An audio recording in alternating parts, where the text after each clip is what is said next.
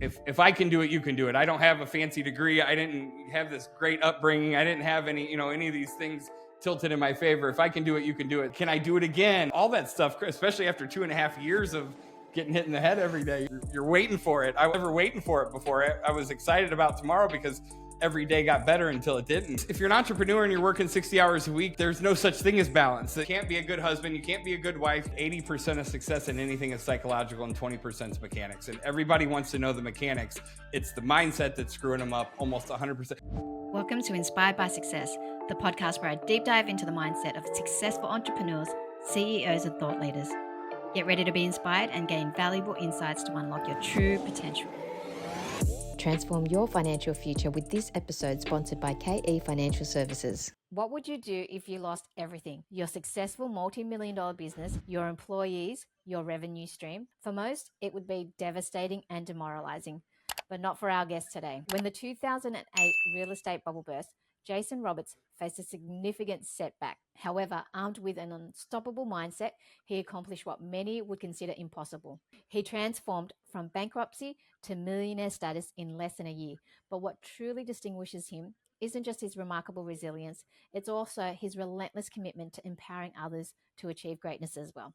So I'm super excited today to welcome Jason Roberts to the show. Welcome. Thank you so much for having me. Super excited to share with your audience tonight. Tell us about your story and what's made you the man you are today. You've had so much things that you've accomplished, you've lost it. And I always ask a lot of our guests, some of them, what would you do if you lost everything today? And you've already done that. So tell us your story. Well, it's funny that you say that, because when you started out, I thought that's me, and then you were introing me, but I thought it was gonna be a question. I'm like, that's exactly what happened. So it was a perfect lead in. But I opened a mortgage company when I was young. I was 21 years old. I'll skip the long story, but I got a job out of high school at 18 in a collection agency, and I was calling people that were delinquent on their Discover card and their Citibank credit card, and I was going to college full time. And believe it or not, the collection agency pays pretty well. I mean, as an 18-year-old kid, I was making 60, 70 grand a year US.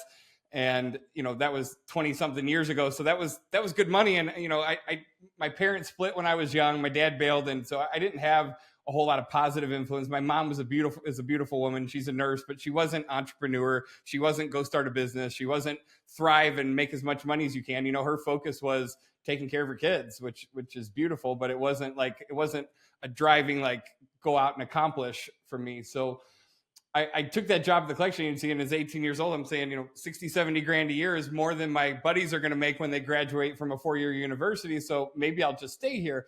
But I remember walking in there every day. It was an ocean of cubicles. And I remember walking in every day, and I saw 30-year-old people and 40-year-old people and 50-year-old people and 60 and 70. And I remember thinking to myself, I don't know why God put me here, but it wasn't for this. And not in a bad way, not anything wrong with that job or anything else. I just felt like there's got to be something more. And one of the guys that I worked with at the collection agency, he left and he got into the mortgage business. And so, and he did really well. And my only decision making at that time to skip and do that was helping somebody buy their first house. Sounds like a lot more fun than collecting somebody's delinquent Discover card. And it paid more money. And that was at 18 years old, that was my thought process. So I called down to the state of Missouri and I said, what does it take to open a mortgage company? And at the time, it was way easier than it is now. I mean, there was a laundry list of stuff, but the two things that I did not have was $50,000 in cash and a $2 million surety bond. And I quickly found out that the surety bond was pretty easy to get, but I didn't have 50 grand in cash at 19, I guess, at the time. So I spent the next year and saved up. And on April 15th, 2001, 2 weeks after my 21st birthday, I left. And that was the last time I had a real job. It was a lot of hard work, a lot of hours, a lot of mistakes, a lot of screw ups, a lot of mess ups, a lot of learned lessons the hard way. But we grew that company. We went from the spare bedroom in my condo to the number one rural housing lender in the state of Missouri. We had close to 100 employees at our peak.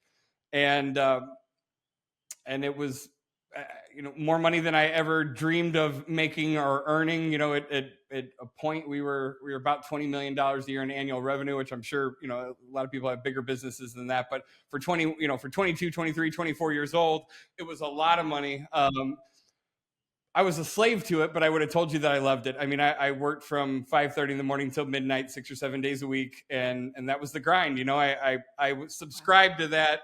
If I work really, really hard right now, then someday I can have this great life. And, you know, as a kid, it was bred into me that your job as a man is to work and provide. And I agree with that. You know, like there's a lot of that I agree with, but I equated like hours to success. I equated, I'm going to outwork everyone else, and that's how I'm going to be successful. And then 2007 came, and from 2007 to 2010, about midway through 2007, we went from bringing in millions of dollars a month to losing about $100,000 a month, and we went from 100 employees down to maybe 10. And I lost around $100,000 a month for 2.5 years until there was no more money left to lose. And then I was in a position where I had to decide, do I pay my own mortgage or do I pay the office rent? And I chose to pay the office rent. It wasn't like there was a job that I was going to go get that was going to pay me enough to pay for my current lifestyle, you know? And car got repossessed, house got foreclosed on, pretty much every bad thing that you could possibly imagine in the state that I live. If your $1 million house gets foreclosed on and it sells for $500,000 at the auction, you still owe that other $500,000. So I had a $500,000 deficiency judgment on top of it.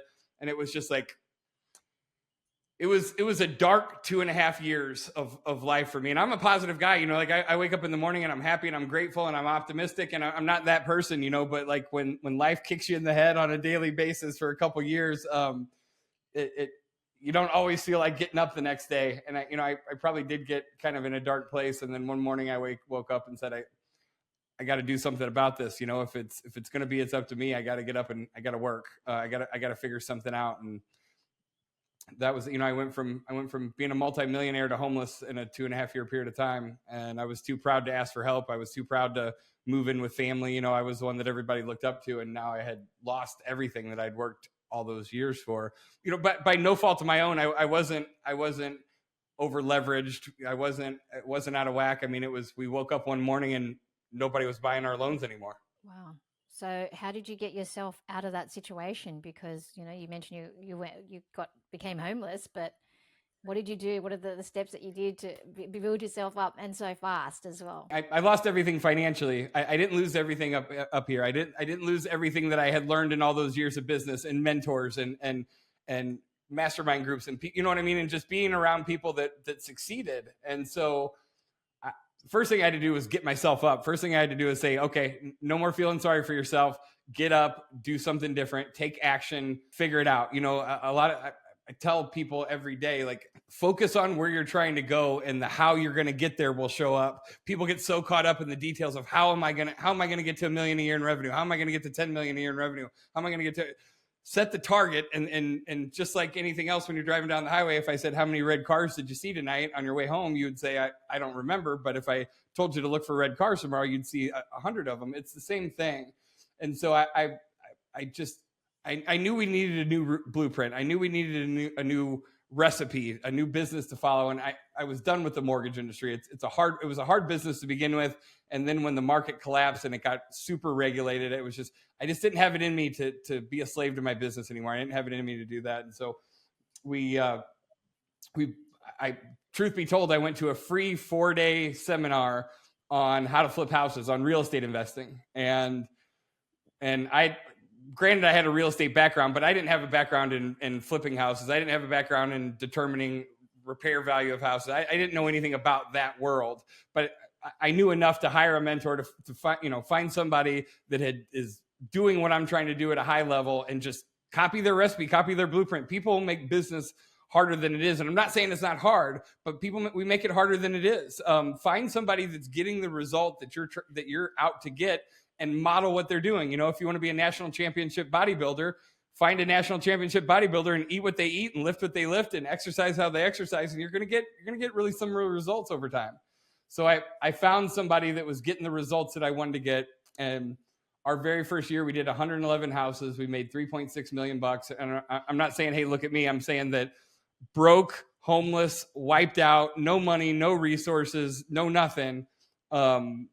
if I can do it, you can do it. I don't have a fancy degree. I didn't have this great upbringing. I didn't have any of these things tilted in my favor. If I can do it, you can do it. So I don't mean it to be braggy. I mean it to be an inspiration to anybody that's listening. Wow, that's very inspiring. Reflecting on your journey, what were your biggest limiting beliefs that you had to overcome? That's a great question. Getting wiped out will do some mental damage to you. Losing everything will do some mental damage. And I guess what I mean by that is fear, right? Like it instilled fear in me that I never had before. And the fear was around, I don't know, maybe it was fear of failure.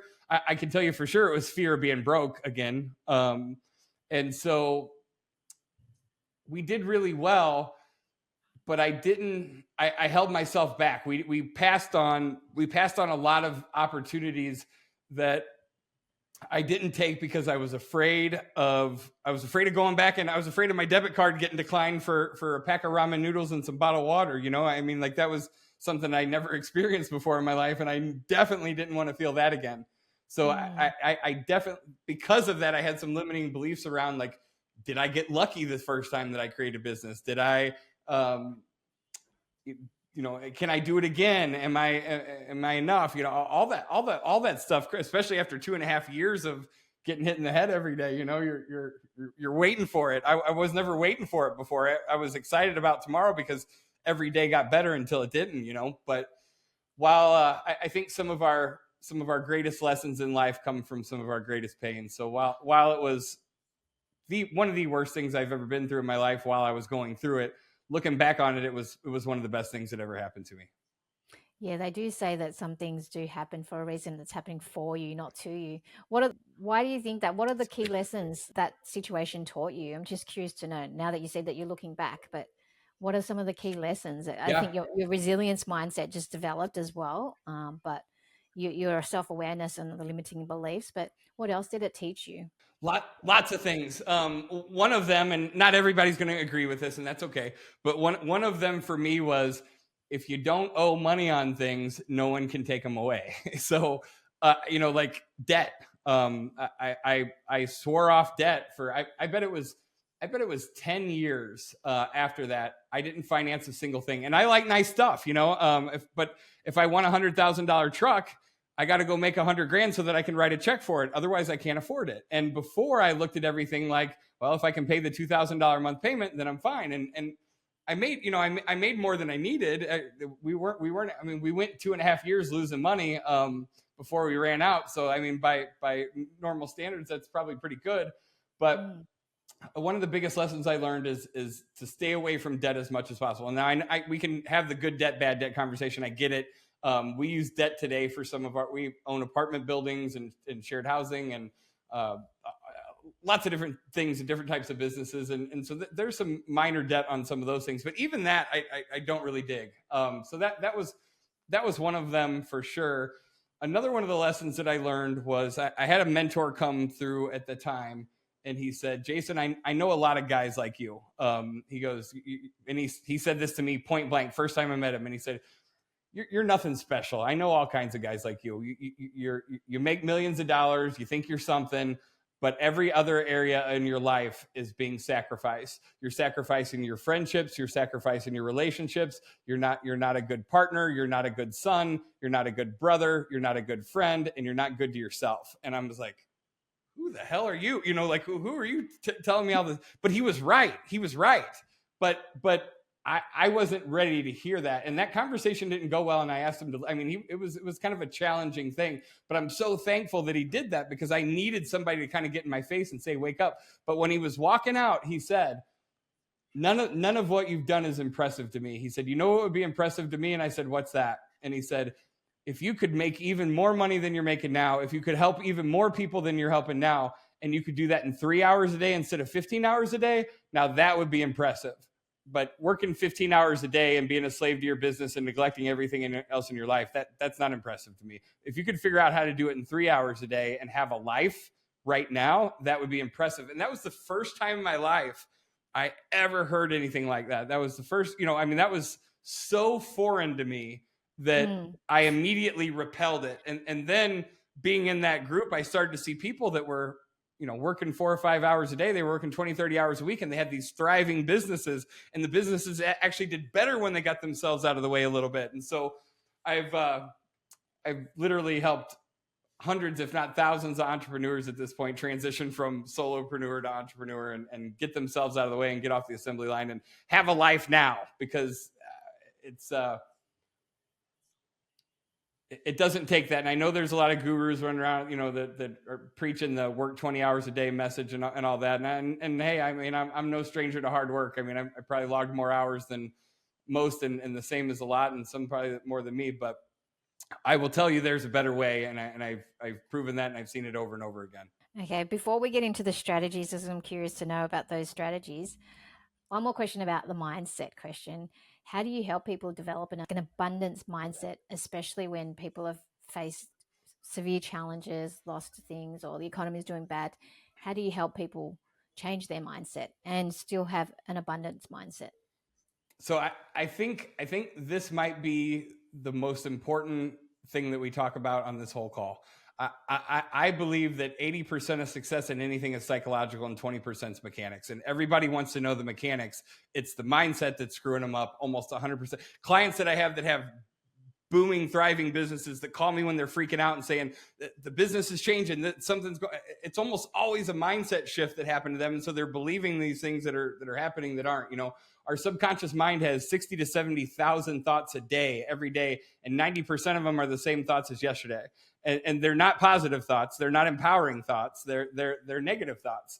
And so, like anything else, I'll give you 3 things that I think affect. If you study some of the most successful people in the history of the world, the number one thing that they all have in common is they have the ability to control their own emotional state. And there's 3 ways that we do that.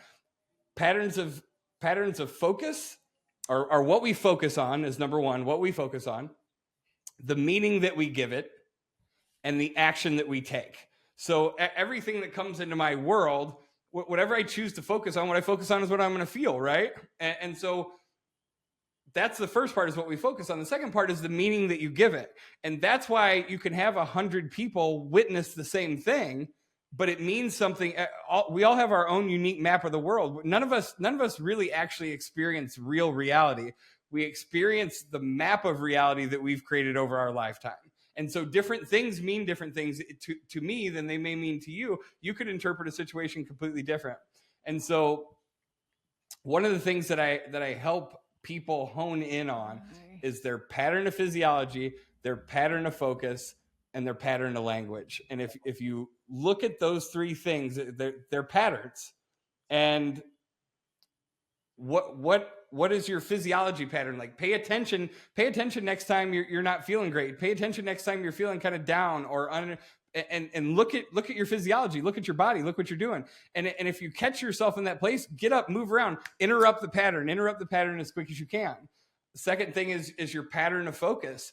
Start paying attention to what your mind defaults its focus to, and start interrupting that pattern as soon as it happens and replace it with an empowering pattern. And then the third one is patterns of language. Start really paying attention to what the shitty, crappy words that your subconscious is throwing in to your mind on a daily. I mean, I've been practicing this for 20 years, and I still get in the shower some mornings and I just start getting flooded with all this crazy negative, like, what if this happens? What if this? And I have to like pay attention to it in the moment and recondition it. But just like going to the gym works out these, we have to do something for this too, because this was not designed to push us forward. It was not designed to help us overcome. It wasn't designed to help us excel. It was designed to keep us safe. It was designed to keep us from getting killed by a wild animal. It's designed to keep us in our comfort zone. And so it repels anything that's outside the comfort zone. And that is what prevents a lot of entrepreneurs from, any business that I go into and somebody hires me and says, I want to take my business from 1 million to 5 million or 5 million to 10 million. It's almost always me working on their beliefs and their mindset and their identity more than it even is fixing the problems in the business. There's often things in the business that we can do and make huge changes with, but it's almost always the mindset part. Wow, that's pretty powerful. And you mentioned regulating your emotions. So sometimes I'm an entrepreneur that I get really excited about things and I can easily get that energy up. But that's a good emotion to have and use that as fuel. But then, like you said, there's times where I'm anxious and I think about what if this and what if that, and then I have down moments as well. So what are your thoughts on that? Regulating, like, do you use the good emotions, exciting moments, and just reverse that? Or just say when you're having an anxiety thought or a worrying thought or stress, how do you flip that around and regulate that emotion? And do you think that we should keep that so energetic it's a emotion? pattern. 100%. So I mean, I would ask everybody on the call right now, think about a time in your life where you felt extremely powerful, like you felt like you could bulldoze through anything. Think about think about the time that you felt like you could just accomplish anything, you could bulldoze through anything, nothing was going to stop you. Think about a time in your life that you felt that way. Maybe it was a graduation, maybe it was a business deal that you did, maybe it was whatever it was. Think about that time, and now take a few more seconds and not just think about it, but go back there. Even if you close your eyes, go back there mentally and envision yourself doing whatever it was that you were doing. Replay it in your head as if you were actually doing it again. And think about how you were breathing. Think about where was the sun? Who were you with? Replay the whole thing in your mind, even if you do it for 30 seconds. It'll instantly change your state and it'll bring you back. It'll bring you back to that place where you felt. Some of you guys, most of you probably right now are, if you did that little quick exercise, you're thinking about a time that you felt super powerful. And then my next question would be, how many hours of your day, honestly, if you were to honestly ask yourself, how many hours of your work day or life day, because that person that feels like they can accomplish anything shows up different for their spouse too, right? Than depressed, anxiety, whatever. Like we show up different for our partners like that.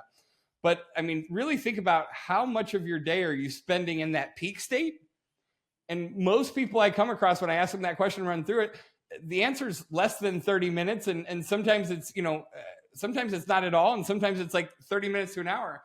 And so my next question would be, if I could help you get that from 30 minutes to 2 hours, how would life change? And what would be different? What would improve? What would get better? What different results would you get? And it's absolutely life-changing when you can start to pay attention to when you fall out of state and conditioning yourself to get back into it. And there's a process. I mean, I take people through a process to do that, but long story short, it's a pattern of physiology, pattern of focus, pattern of language. And if you start to recognize, it's just your subconscious running a pattern. It's not you. It's not really you thinking those bad things. It's the tape recorder up here that's replaying it.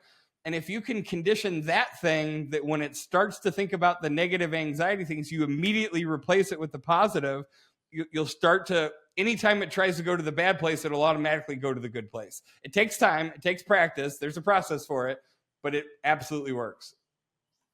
Wow. So that peak state you mentioned, how do you maintain it? Are there any activities that help you just maintain it for a longer peak state?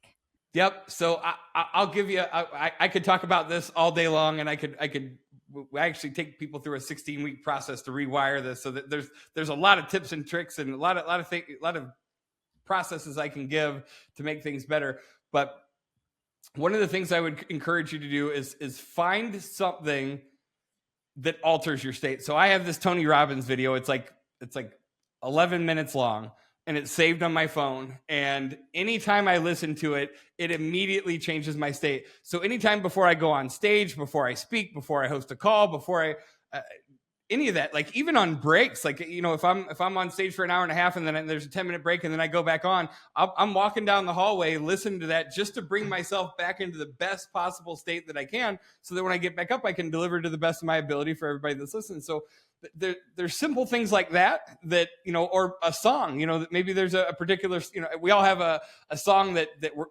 neurologically is linked to something good or positive that can change your state instantly. Changing your breathing can change your state instantly. Just getting up and walking around will change your state. There's all kinds of little things that we can do that can change it in the moment, but that we can also learn to condition it into a better place long term. Wow. And I think when you mentioned before that mentor that gave you the blunt truth, it sounds like a good mentor that it just tells you upfront how it is. You mentioned like It was some of the best advice. It was some of the most life-changing advice I ever got. I can imagine, yeah, because you mentioned like, you've got to balance. How are you as a husband and, your health and whatnot. So tell me now, how do we have a peak performance in all those aspects of our life from health? Because that's crucial, spirituality, family. It's hard to manage all these things, especially if you want to become a successful entrepreneur, having that right balance, because you could be successful in business like you were, but then be shitty in other parts of key components in life. So what is it now that you recommend, and how do we maintain all those levels, like our health, our spirituality, our family, our relationships, but still become successful? How do you what in terms of what are you doing now as well? Have you learned from that what your mentor said, and any tips that you can share to improve all those key aspects as well? So I lost you for part of that, but I think I got the overall of your question. One thing I will say, and this, if you're anything like me, you're going to have massive resistance to what I'm about to say, because I did too. The first thing is that I was just kind of going down the path of, if you're an entrepreneur and you're working 60 hours a week, there's no such thing as balance. You can't be a good husband, you can't be a good wife, you can't be a good son, you can't be a good father or wife or mom or you can't be any of those things if you've got 60, 70, 80 hours a week in your business. And I don't know if you heard the part where I said, like, I get that most people listening to this are probably going to have massive resistance and say, you don't know what you're talking. Because that was me. You're talking to the guy that got to work at 5:30 in the morning and left at midnight. You're talking to the guy that worked pretty much 7 days a week. You're talking to the guy that didn't come to most family holidays because there was work to do. Maybe I showed up for 30 minutes to an hour.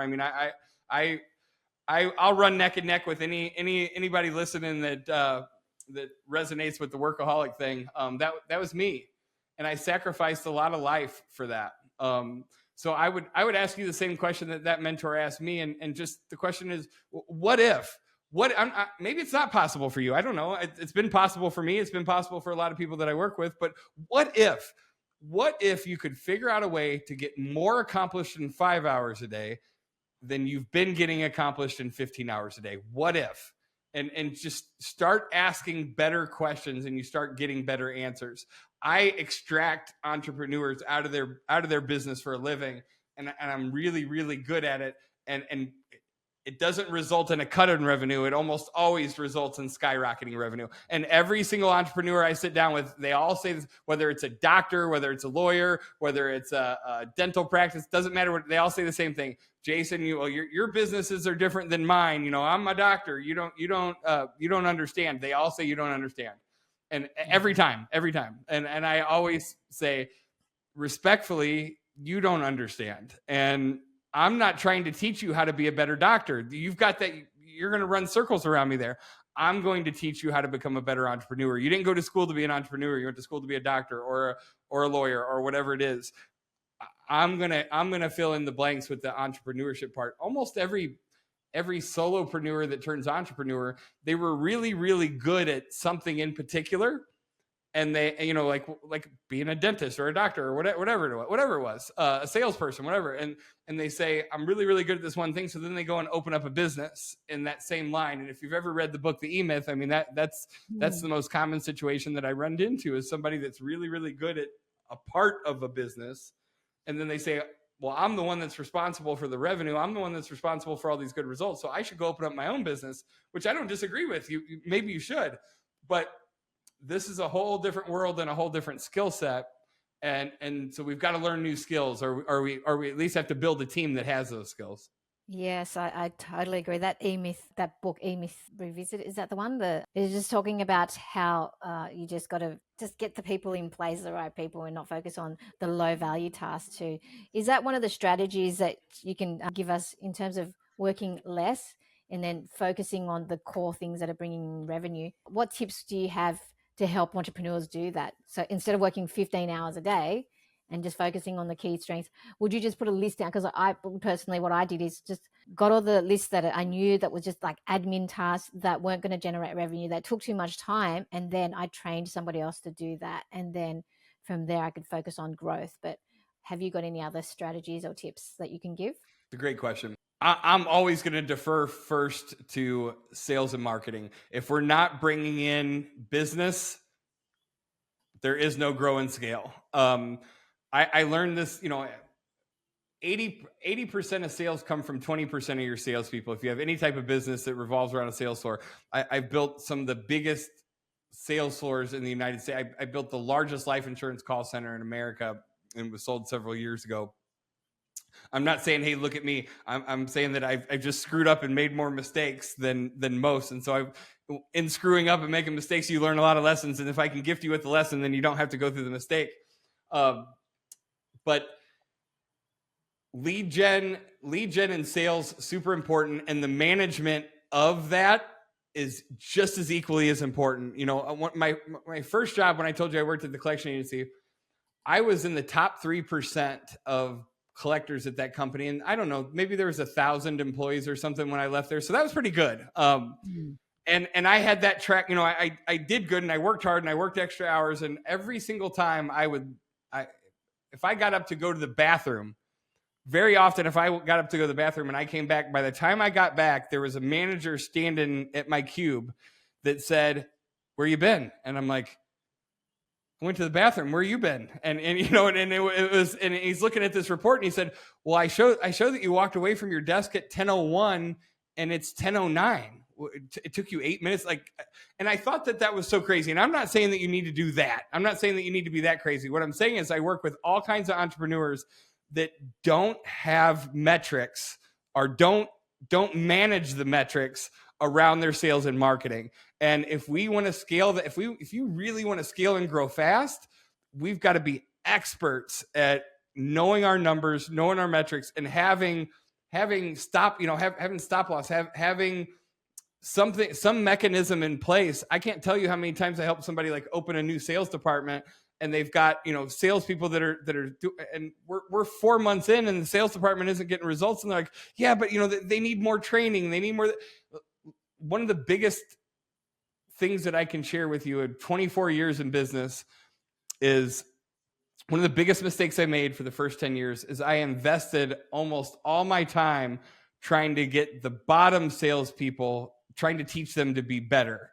And it was a mistake. What I should have done was spent that time with the people who are already really good salespeople and made them great. Because the people that are doing the bare minimum, I don't mean that this is going to sound not how I mean it, but they're bare minimum people. And I'll give you an example. I had a whole sales floor of loan officers, and some of them were closing 30, 40, 50 loans a month, but the average loan officer was closing 2 or 3. And I spent all my time trying to get to 2 or 3 loan a month loan officers to get to 10, 15, 20, all my time. And I could never move it. And this after years. And so one day we had a minimum, you had to close 2 loans a month as a minimum to be employed there because we gave benefits. And that's what I needed just to basically break even, on their salary and benefits. One day I changed the minimum criteria. I changed the minimum loan number from 2 to 5. And miraculously, all those people I had worked with for years trying to get them to do better, and I never could, when I changed it from 2 to 5, everybody started closing 5 loans a month because they were going to lose their job if they didn't. I think there's so much wisdom in just that statement. There's so much human psychology in that statement that I did everything I could from a sales training perspective to move that needle, and nothing would really budge it. But the pain budged it. When the pain of doing the action is less than the pain of the consequence, then we take action, right? But when the pain of the consequence is bigger than the pain of the action, then we take action. But there was no pain for them. If 2 loans a month was making them $5,000 a month, and that's all they needed to live, that's all they needed to live. But if they were going to lose their job, all of a sudden they produce more. Yeah. When we're forced to show up, we show up. So what numbers should people pay attention to when they're trying to grow their business? Because you mentioned the numbers, that it's crucial. Which numbers should people focus on? I think you need to focus on all of your numbers, but I track from the very beginning. I track marketing out, how much marketing are we sending out in any form of business? How much inbound response are we getting? Out of the inbound response that we're getting, how many are we converting to meaningful conversations? Out of the meaningful conversations, how many are we converting to offers? Out of the offers, how many are we converting into closed deals? So there's that side of the metrics. But then there's also, what is our cost per lead? What is our cost per closing? What are our operating costs?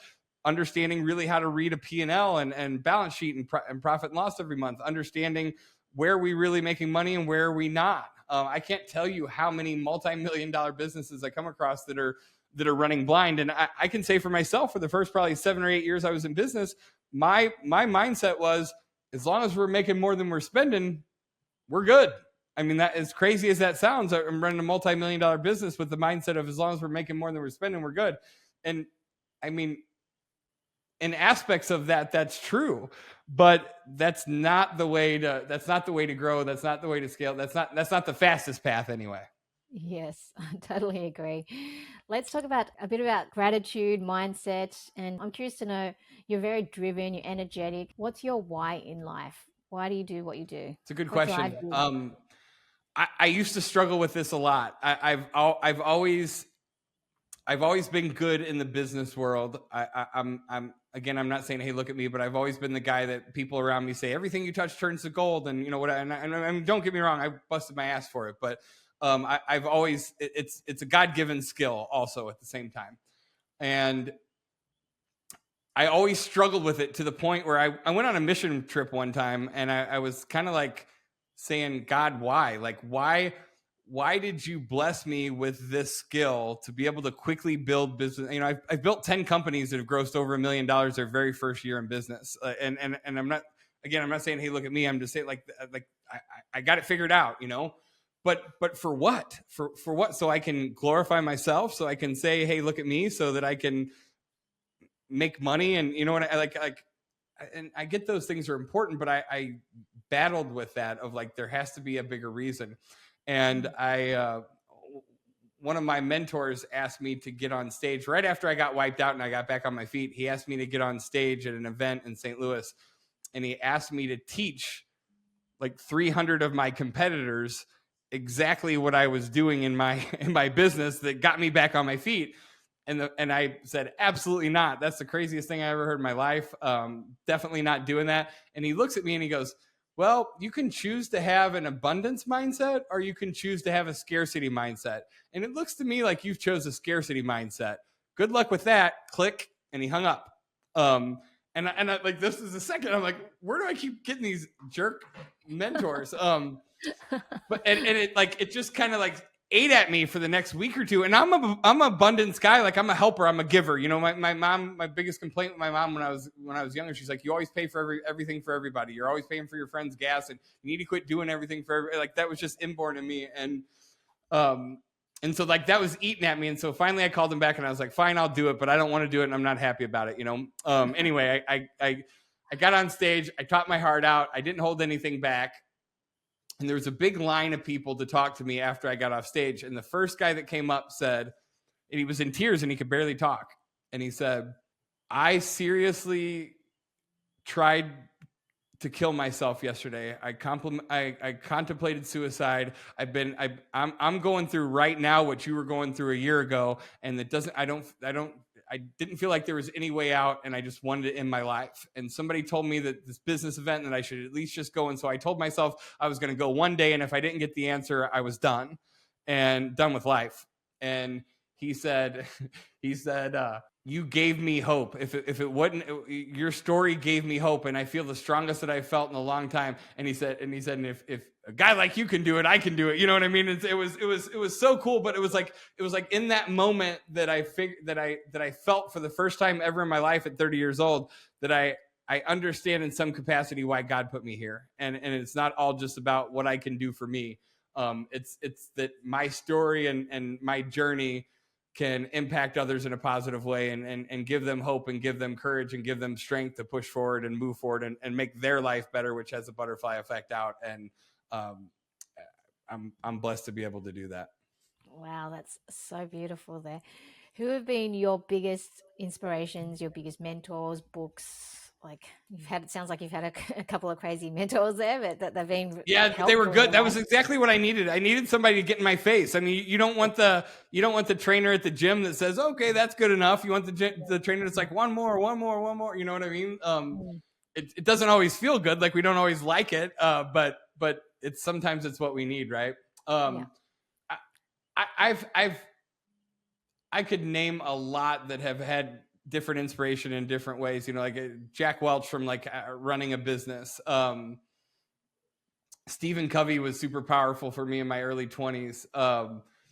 But I think like the person that's gotten me to move the most was Tony Robbins. I've followed him for a long time, and people like him, people don't. But I think I can tell you that everything that I've applied, that I've learned from there, keeps me pushing in a positive direction.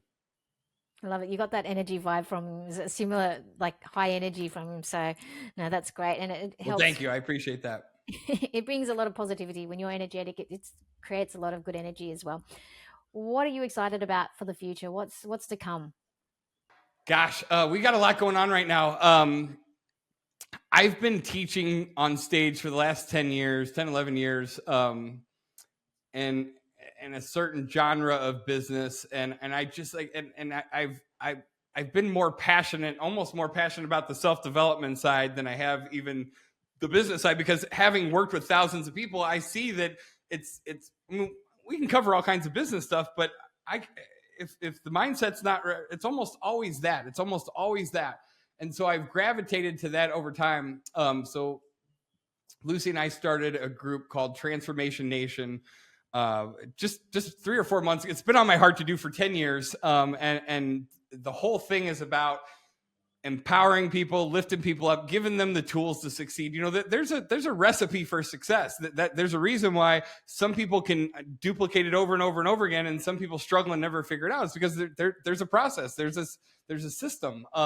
You know, it always bothered me when I would go speak, and I speak in front of a couple hundred people, and 5 people in the room, everybody heard the same message. I told everybody where the gold was buried, but only 5 people got in the car and drove and got it. Why, when everyone heard the same message, why didn't everybody apply it and make their life better? And so I really started to focus and zero in on, like, why do we as human beings say that we want something really bad, and we'll say it to ourselves for years? You know, like, I want to go to the gym, or I want to be healthier, I want this better. We say it for years, but we don't take the action to do it. It's not because we don't want it. There's some sort of incongruency inside of us. And so I really lasered in on how to help people make that transition now. And it has a lot to do with rewiring your subconscious. It has a lot to do with a lot of things, but that's what I'm most excited about, because I feel like I'm making the biggest difference. I get to see lives change, and they change quick. And that, I mean, you can make all the money in the world and still be an unhappy, miserable person, and not fulfilled. Fulfillment comes from doing right and doing good, and you know, giving back with our time here on the earth, in my opinion. So that's what I'm super excited about. That's what we're doing right now. It's beautiful. How would you personally define success? What does success mean to you? It's a great question too. For me, success is feeling like I'm doing the best with the time that I have. Feeling like I'm making the biggest difference that I can with the time that I have, and I'm not any more perfect at that than anybody else. But I think as long as we get up every day and say, what more can we give? What more can we grow? What more can we do with our time here? You know, business is awesome, and I love business. But making a difference is fulfillment for me, is success for me too. Wow. Guys, if you found this interview inspiring as much as I have, please hit the like and the subscribe button if you're watching on YouTube, and the follow on podcast. Finally, where can people find you? Yeah, so we have a 16-week rewire your whole subconscious training, and it's pretty expensive. So I say that because our audience say, you know, for people that can't afford something that's expensive in that realm, like, can we do something different? So we took that 16 weeks and we narrowed it down to about 3 hours of how to rewire your subconscious mind, how to change your state, how to do all the stuff we've been talking about on this call. It sells for $1,000 on our website, but for any of your listeners that want to go grab it, you can grab it for completely free. Go to ultimatesuccessblueprint.com. You have to put in inspired. Put in the word inspired as the coupon code, and it will change it from $997 to $0. But if you don't put in that coupon code, it's going to charge you. So put in the coupon code, but it's completely free. And I just want to encourage, like, anybody that's listening that says, I need some help getting from where I'm at to where I'm trying to go, whether you own a $20 million business or you're just getting started, I promise you it can make a huge difference in your life. It made a huge difference in mine, and I've been blessed to watch it make a difference in other people. So go there. You can find me on Facebook or Instagram, Coach Jason Roberts. But go get the free giveaway and listen to it. I'm not trying to sell you anything. It's totally free. So take advantage of that while you can. Wow, thank you. Thank you so much for your time, Jason. It's been a pleasure to meet you and talk to you. And all the best Absolutely. with what you're doing. Thank you so much. Appreciate you having me on. Anything that I can do to help, please don't hesitate to ask. Thank you.